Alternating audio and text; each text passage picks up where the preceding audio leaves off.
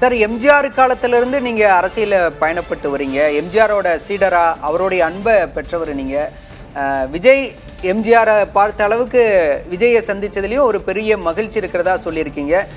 ஒரு முக்கிய பொறுப்பு வழங்கப்படும் அப்படிங்கிற நம்பிக்கை உங்களுக்கு இருக்கா சார்? என்ன பொறுப்பு வழங்கப்படும் நீங்க எதிர்பார்க்க? எந்த பொறுப்பு இருந்தாலும் எந்த பொறுப்பு இல்லாவிட்டாலும் இன்றைக்கு தமிழ்நாட்டில் ஒரு மாற்றம் இருக்க வேண்டும்.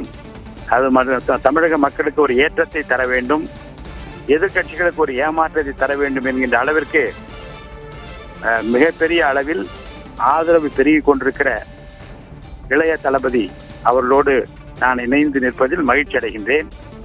புரட்சித் தலைவர் அவர்களை பற்றி நீங்கள் சொன்னீர்கள். என் மீது மிகுந்த அன்பு வைத்திருந்தார். எனக்கு ஒரு மகள் இருந்திருந்தால் பிரபாகருக்குத்தான் கொடுத்திருப்பேன் என்று என் மீது அளவற்ற பாசத்தை பொழிந்த அந்த அன்பு தலைவர் இன்றைக்கு இல்லை. அதே போன்று புரட்சித் தலைவி அம்மா அவர்களும் என் மீது மிகுந்த மரியாதையும் அன்பும் வைத்திருந்தார்கள். அவர்களும் இல்லை. அவர்கள் லட்சிய பாதையில் அவர்கள் பெயரை சொல்வதற்கு தடையில்லாத ஒரு கட்சியாக, அவர் புகழை பாடுவதற்கு தடை சொல்லாத ஒரு தலைவராக நான் இந்த இயக்கத்தை பார்க்கிறேன். இதிலே இணைந்து அவர்கள் புகழ் பரப்புவதிலும் அவர்கள் பாதையிலே செல்வதிலும் ஒரு தூய நல்லாட்சி தமிழ்நாட்டுக்கு அமைவதிலும் நான் எங்கள் தலைவருக்கு உறுதுணையாக இருப்பேன்.